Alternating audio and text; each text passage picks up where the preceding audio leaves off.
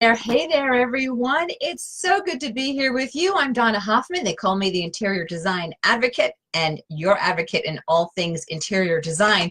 We're not only doing a Facebook Live, at the same time, we're also going live on Instagram. So hey all to my Instagram peeps and a shout out to all of my Facebook Live peeps. We are here live every Tuesday, 4 p.m. Eastern. Katie and I shut it down here at the design studio, no matter how much mayhem is happening on however many projects. And we love to come out here and talk to you about design, support you in what you're working on, and take your questions live about whatever topic I'm teaching about. So today I am answering your questions about how to be the kind of client that builders and designers will want to work with. I know that this is the time of year that a lot of you are starting to think ahead to those projects coming up in September. So you're doing some interviewing now for that perfect team. And I want to share with you, before I start taking your questions live, I do want to start sharing with you some things that you need to know about how you are being vetted at the same time that a designer or builder is vetting you. And if you're here on Facebook Live, you can go ahead and type in any questions that you have about hiring the right designer or builder, as well as what they might be looking for in you as a client. And if you've had any nightmare stories, you can put those in as well if you need me to weigh in there. So what are designers and builders looking for in clients?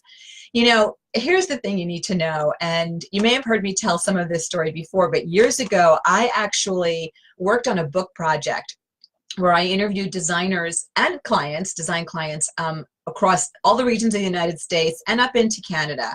And I asked them two simple questions. One of them was, tell me a nightmare story that you had working with a designer or with a client, and tell me a glorious dreamboat story working with a designer or with a client.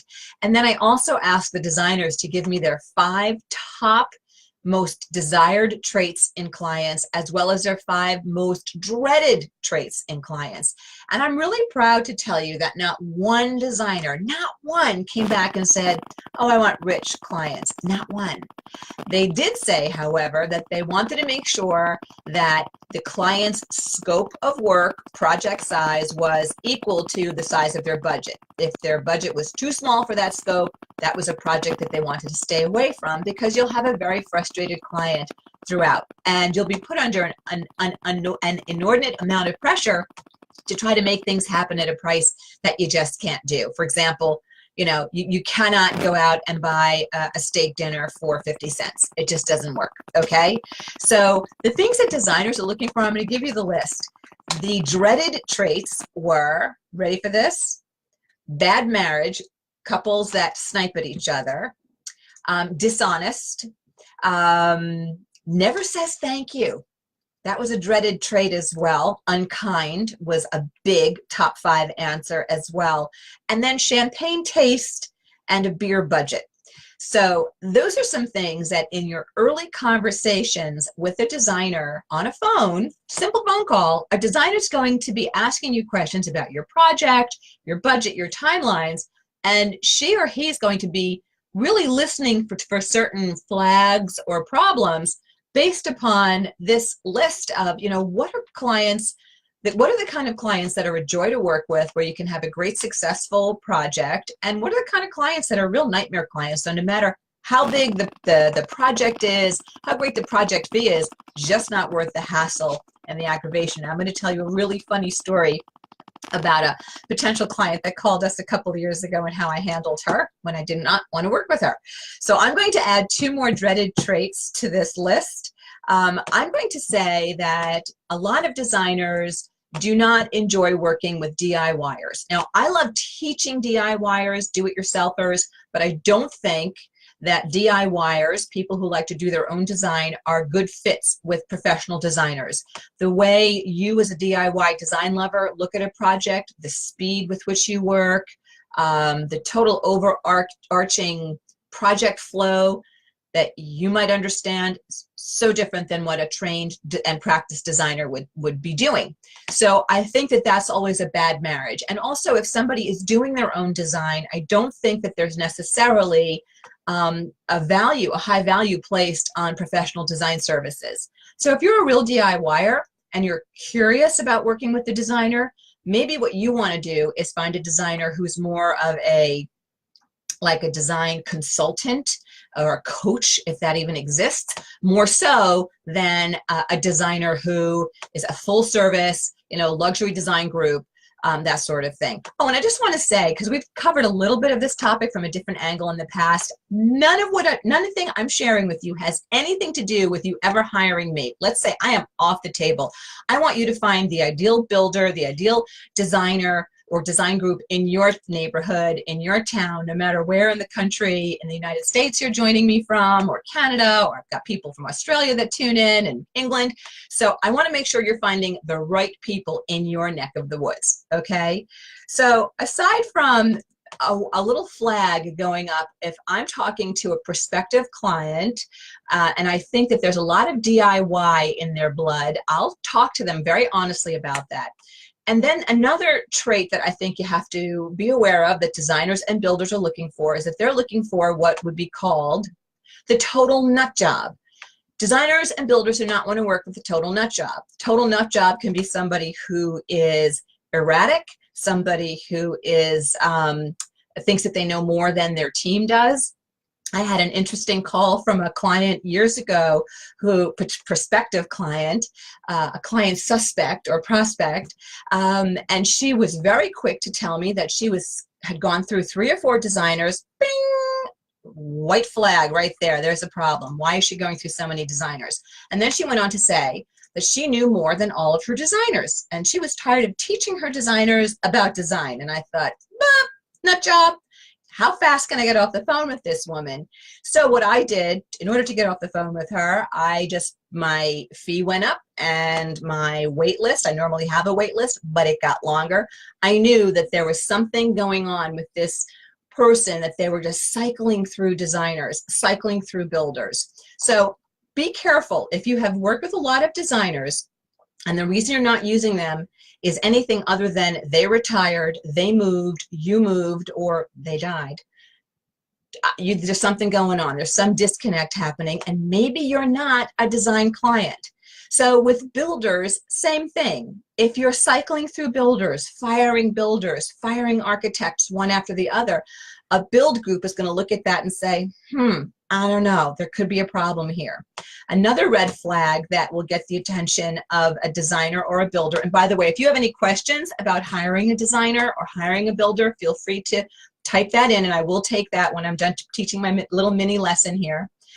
But if the first thing that you ask a builder or a designer on the phone before they have even learned a thing about you, learned a thing about your project is, hi, here's my project, what will you charge? I don't know, I haven't seen it yet. I can't tell you what I'm going to charge.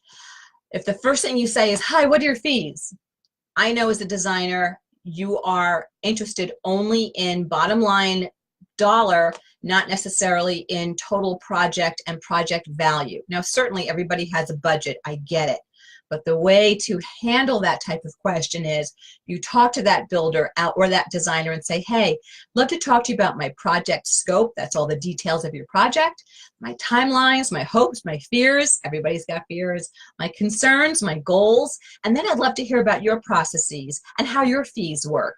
Now, most designers will be able to absolutely quote hourly rates or tell you how they charge. Builders will not be able to go there. They'll need to see your project. And a designer, to really give you a total project fee or a project range of services, they're going to need to come to your home and see your project as well. You want to be very clear and upfront in that initial phone call with a builder or a designer about what your scope is, what your general budget is. And you don't have to have a solid number. It can be a range from X to X. And very often, clients or potential clients don't know exactly what their project might cost. That's fine too. But don't withhold your number, your range. Because you and I both know, if we went shopping for a car, you and I, we'd know up front, what's the price range spread that we're comfortable with? And based upon that, we know what dealerships and what kind of car brands we were selecting. So you want to have that kind of budget range in mind when you talk to a client, for example, a designer or a builder, so that they can say, hey, you know what? I think what you're looking to do sounds realistic. definitely let's get together. Or, hey, you know, I'm not sure if your budget is realistic for your scope. I need to look at it. Or, you know what, it's a lot of money you've set aside, but given what your scope is as you're describing it, I don't see how to land it for that budget. So I'm going to need to just recuse myself from your project. I'm talking to a family now who wants to look at hiring us, and they're relocating from Colorado out here, and they want to, you know, do quite a bit of renovation to their home. And based upon their project, that she was very clear. She said, look, this is what I think our budget is. It could go a little higher, not much. You know, do you think this is realistic? And I said, you know, what's your square footage? Tell me where you are on, you know, these types of items. I said, you know, I think you're in a realistic range, and I think I can absolutely help you. So don't skirt away from that numbers discussion because you're afraid if you tell a builder or a designer, you know, my budget is, you know, $75,000 or $180,000 or $250,000, they're going to double it.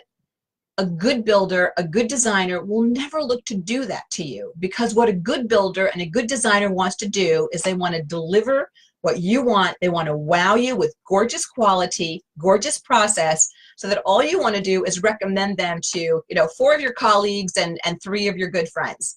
So they want to have an honest budget discussion with you, and trust me, a good builder, a good designer, if they can land you at or below budget, they're going to want to do that. So you can't do Marco Polo design guesswork, you know, I don't want to tell them my budget and see what they come up with. That is a waste of time. And honestly, we won't even talk to a client who says, you know, I have no idea what my budget is. We will not then go ahead and book a first session with them, because I don't want to waste their time or ours, but I don't want to have to stand in someone's home and say, you know what, this is what I think you're going to be looking at, and then for them to have, you know, a heart attack saying, oh my gosh, I only wanted to spend $10,000 on this kitchen renovation. So have the ability, the willingness, I should say, to just have a very dispassionate, clear discussion on the budget side. If you do that, if you approach a builder or a designer with a very clear scope, and with a sense of, hey, I'm looking for a great fit, I'm looking for a great partnership, I understand that this is a real give and take kind of relationship. We want to make sure we pick the ideal team. You know, would you work with us, and, you know, would you meet with us to talk to us about this? That would be a very hard couple or person to turn down and not want to meet with. Okay, so if you have any questions about hiring your ideal designer, hiring your ideal builder, I have no idea how to answer a question that you might be sending in on Instagram Live. I'm sorry, but well, actually I could. I guess I can see a little bit of what's I put on my specs. But if you have a question and you're here with me on Facebook Live, by all means, punch that in. I do want to let you know that next week, when we go live, 4 p.m. every Tuesday, on Instagram now, as well as Facebook Live. Next week, we're talking about how to accessorize a bathroom. Yes. And the following week after that, we'll be talking about bathroom renovations. But we're going to start on the low-cost budget side with just the accessorization side. All right, lovelies, if you have a question about hiring a builder, hiring a designer, or if you've had a nightmare, or you're in the process of having a nightmare with a builder or a designer and you'd like some help and how to dialogue through it with that team, by all means, feel free to type that into me. And if not, we'll just wrap it up here, and you can take the advice I've given you today and go running off into the sunset to hire your most ideal and wonderful designer and your most ideal and wonderful builder, and be a great client that everybody wants to work with. Okay, going once for questions, going twice, going 3 times, that's it. We are out of time because there are no more questions there are no questions coming in. Okay, lovelies, I will see you next week, Tuesday, 4 p.m. Eastern, and I will be talking to you about how to accessorize a bathroom. Okay, dears, see you next time.